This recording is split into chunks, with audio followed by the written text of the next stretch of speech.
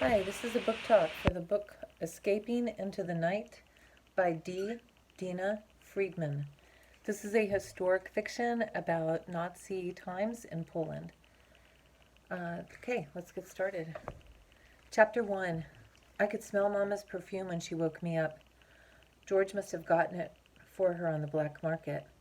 The scent was faint and muted by cigarette smoke, but she smelled like Mama, dark, sweet, and smoky. "There's extra bread," she said, "and 3 whole potatoes we can make for supper. George brought them last night." She didn't have to tell me he'd been there. I'd heard them talking all night and far into the morning. Like most of Mama's boyfriends, George only appeared sporadically, but at least he hadn't disappeared, yet.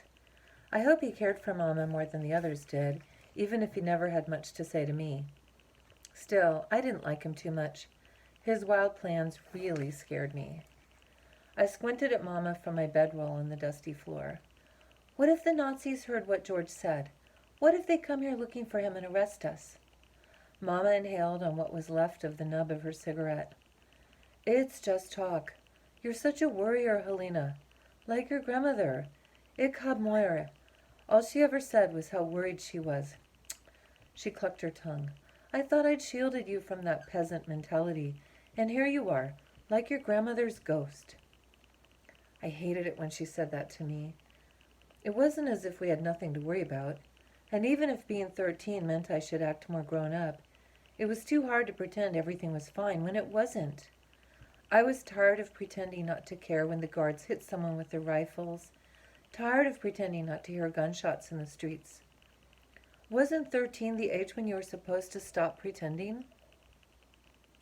I dressed for work, then grabbed a piece of black bread and sank my teeth into it, trying to chew as slowly as possible. Yesterday, all I'd had to eat was one small, moldy potato. "I just don't want the Nazis to torture us," I whispered. "Nothing bad will happen. Nothing worse than what we have already. George has a good position on the Jewish police. He'll protect us." Mama drew me to her. She stroked my hair, and I smelled her perfume again. She hadn't hugged me in a while, and I wanted to hold on to her for a long time, but in a second she pulled away. "You need to finish getting ready. We have to leave in 5 minutes." Once we were outside, Mama walked ahead of me, assuming her blank, fade into the scenery look. That was the safest way to be in the ghetto. When they first sent us to Poland, we went to her village. But a few months later, the Nazis came and made us move to Norwegrodek. They built a wall around the section where we lived and lined it with barbed wire. We couldn't leave the area without permission. The narrow streets were filled with people. I watched 2 soldiers carrying away a group of old women who were covered with sores. I tried not to look at others like them huddled in the doorways. I tried to hold my breath because they smelled so bad. I tried to pretend to wipe the worry off my face and make it blank like Mama's. But it was hard because I kept thinking about what I'd overheard last night. George said the Germans were going to have another selection. He wanted Mama to run away to the forest, but Mama said she wasn't cut out for that kind of life. "It's better to stay here," she insisted. "In your position, you can protect us." But George couldn't protect the Rojaks when Batya's brother, Yossel, was taken away last month. Batya, her father, and her other brothers who live with us in our room prayed for days, but God didn't help either. They kept praying anyway, every morning and every night. I couldn't believe how religious they were. The guard at the gate was the older man today, who always seemed sleepy and uninterested. But I still didn't hug Mama goodbye. It was too dangerous to show that you cared about somebody. Sometimes the guards made dirty remarks when we passed them, but other times Fritz was there. Fritz talked to me if no one was looking, because once he heard me humming, and we discovered that we both liked to sing. Fritz sang in the opera before they recruited him into the army. He told me he couldn't wait for the war to be over so he could go back. He sang for me once. I had to keep walking and pretend he wasn't singing for me, but his voice was amazing. I think he could have cracked a glass. Before the war, my one wish would have been to sing as well as Fritz could. When we still lived in Germany, I practiced my singing every day. I even did all the boring warm-ups that Frau Schneider, my voice teacher, seemed to like so much. Scales and arpeggios and breath control. Frau Schneider only gave me simple songs to learn. But after we saw the magic flute, Mama bought me the score, and I secretly practiced all the arias. My favorite was the aria of the Queen of the Night. I knew Frau Schneider would say it was too hard for me, but I just loved the way it sounded so strong. Whenever I sang that aria, I felt transformed into someone magical and powerful. I was going to sing it for Frau Schneider after I'd made it perfect, but soon after I'd started to learn it, we had to leave Berlin. We left so quickly I didn't even have time to tell Frau Schneider goodbye. We could barely take anything with us, not even my rock collection. I think Mama just said that because she never liked it when I brought rocks home and put them on all the windowsills. "No one knows where those rocks have been," she'd say. Even after she washed them in hot water, she still said the rocks were dirty. After we passed the gate, Mama and the Rojaks headed toward the munitions factory. I walked in the other direction toward the commander's wife's house, which I cleaned every day. When her husband wasn't around, the commander's wife was kind to me. Sometimes she told me about her life in a small city called Rostock. She had grown up near the beach, and she had a wonderful shell collection. When I told her about the rocks I had to leave behind, she told me I could take a shell from her, whatever shell I wanted. I picked a shell that looked like coral, with little holes that reminded me of hiding places, and I put it on the windowsill, just as I had done with my rocks at home. When Mama saw it, she didn't insist on washing it, though she frowned when I told her who had given it to me. "Be careful," she said. "She might turn on you and say that you stole it from her." That evening, the commander's wife gave me some chicken. It was so rich, and I'd been so hungry for so long, I could barely eat it.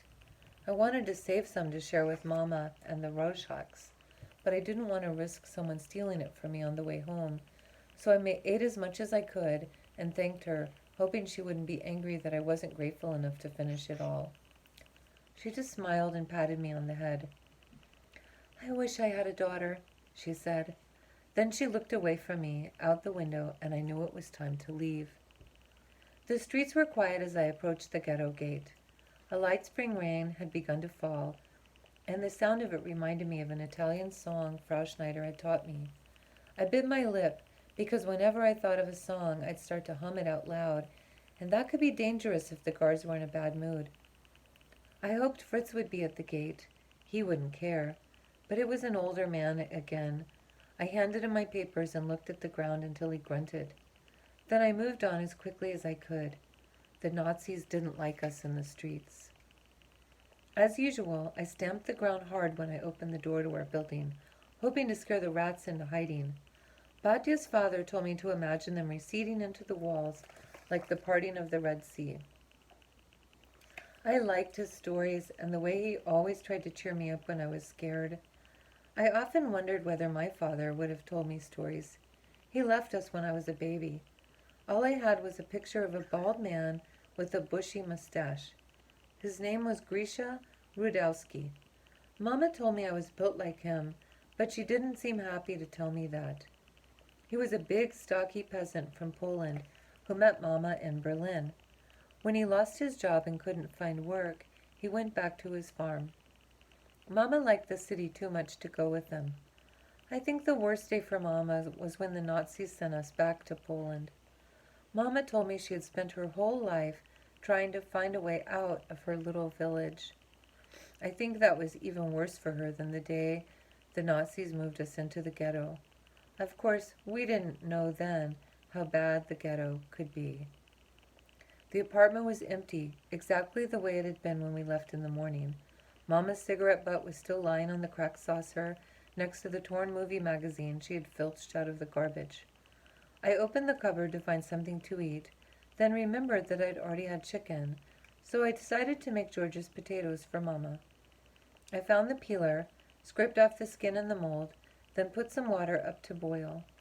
The chimes rang in the main part of town. One more hour before curfew. Mama and the Rojaks were usually back by now. Had they all been held late at the factory? I looked out the window to see if they were on their way. No one was in sight. I drained the water and covered the pot to keep the potatoes hot, then looked out the window again. A lone man, tall and gangly like a spider, hurried along the street. He sneaked into an alley as a guard passed, then inched out again, propelling from alleyway to alleyway in short bursts. I heard noise on the stairs. Mama, at last! But the footsteps weren't Mama's. There was a knock on the door. I froze. We all knew that a knock on a door after dark could mean only one thing: the Nazis. Could I pretend no one was here? They could probably smell the potatoes. There was another knock, louder and more urgent. "Helena!" The whisper was hoarse and raspy. "It's George. You must let me in." Mama's boyfriend pushed his way inside as soon as I undid the latch, then leaned against the wall, panting to catch his breath. His gray and curly hair drooped into his bloodshot eyes. "Mama's not here." "I know. She was taken. Everyone at the munitions factory is gone." "Gone?" The word hung in the air like a bad smell. I looked at the bare walls and down at my hands, which were rough and red from bleach. What was he saying? How could Mama be gone? "What happened?" "I don't know exactly." "Is she—" I felt a stillness inside, an emptiness. Then a moment where it felt as if I couldn't breathe. And then a big breath, a big, sad wave, with a sound louder than any sound I thought I could make, forced its way out of me before I could stop it. "Shh!" George clasped his hand over my mouth and drew me close to him. He smelled of sweat, mold, and garlic. "They're planning to empty the entire ghetto within the next 3 weeks," he whispered in my ear. "We must act quickly. Plans are in place. The escape route is almost complete, but we must bribe the right people. Your mother said she had money hidden in the cupboard." "How can you think about money now?" Had George ever really cared for Mama at all? It was his fault, all of it. The Nazis had found out what he was doing and were taking people away before they could escape. I clenched my fists and pounded at him, trying to wrench myself away. I wanted to hit him over and over until he brought Mama back. "I came to help you, to help all of us." George's words were sharp as he grabbed my wrists. "Before it's too late." It was already too late. I shook myself free from his grasp and walked over to the window, looking for Mama one more time. The streets were empty. The commander's wife's quarrel lay gleaming on the sill. I picked it up and threw it down hard on the floor. It broke into small, sharp pieces. "I made the potatoes you brought for Mama," I said, still looking at the shards. "Eat them. You need your strength." "I can't. You may as well eat them." George took the pot and began to stuff the potatoes into his mouth in large, quick forkfuls. I looked toward the door again. He had to be wrong. In just a few minutes, Mama would come in the way she always did. She'd take off her shoes and massage her swollen feet. The Rojaks would come back too.